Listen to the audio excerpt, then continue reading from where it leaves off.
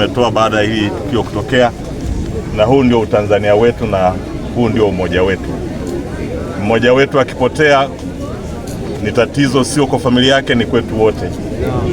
Manake sisi ni kitu kimoja na ni taifa moja.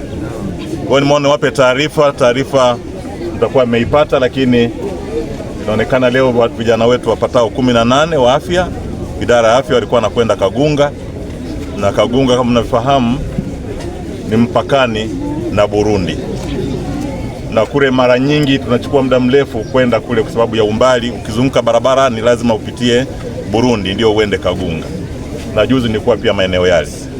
Kwa hiyo walikuwa wanakwenda kutoa chanjo asubuhi. Wakati wanakwenda kutoa chanjo ndio bahati mbaya ikatokea upepo mkali ambao umesababisha boti ya halmashauri kupinduka. Kwa hiyo na ndani ya ile boti, ndugu zangu, kwa taarifa ambazo tumepewa, ulikuwa kuna wafanyakazi wa idara ya afya wapatao 18. Kwa hiyo boti ilipopinduka, wafanyakazi 6 wamefariki, lakini wafanyakazi wengine 12, 9 wameokolewa na 3 taarifa tulizonazo bado wako ndani ya ziwa. Lakini tunashukuru kwamba vyombo vyetu vya ulinzi na usalama, wenzetu wa upande wa fire na uokoaji, lakini upande wa polisi, upande wa marini, lakini na vijana wetu ambao ni wataalamu wa kuogelea, wa kupiga mbizi, nao wanafanya kazi hiyo. Kwa hiyo niwahakikishie kwamba hili limetokea ni kwa bahati mbaya, lakini kuna kitu cha kujifunza. Wenzetu mnajua kabisa TMA ni mawakala wanaohusika mambo ya hali ya hewa. Sisi ambao tunazungukwa na maziwa haya tuwe makini sana. Taarifa inapotolewa ile saa 2 alafu saa ngapi, saa 5 za usiku, tuwe makini kuangalia. Mimi jana wakati naangalia, ndugu zangu wa Tanzania wenzangu, niliona mkoa wetu utaendelea kupata mvua na hali ya hewa unaiona.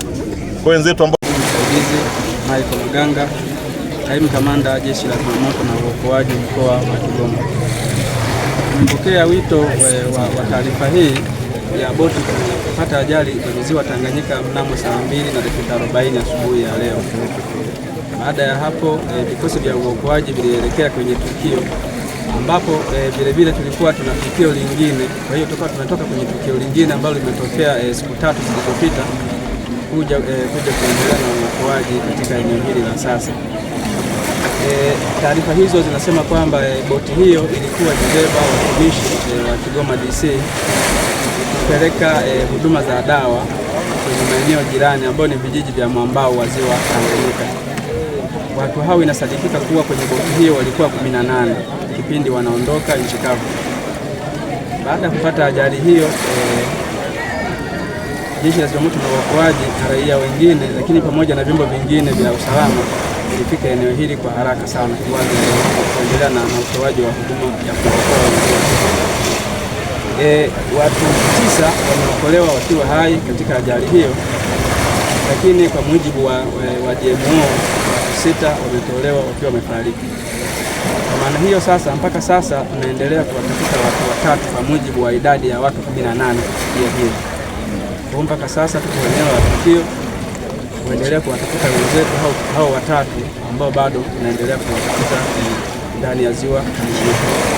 Pengine kamanda, unaweza kutuelezea kwa mashuhuda ni kwamba ajali hii imetokea kutokana na wimbi kubwa ambalo ilitokea baada ya muda mdogo tu au muda mfupi baada ya boti kuondoka nchi kavu na kuelekea huko walipokuwa.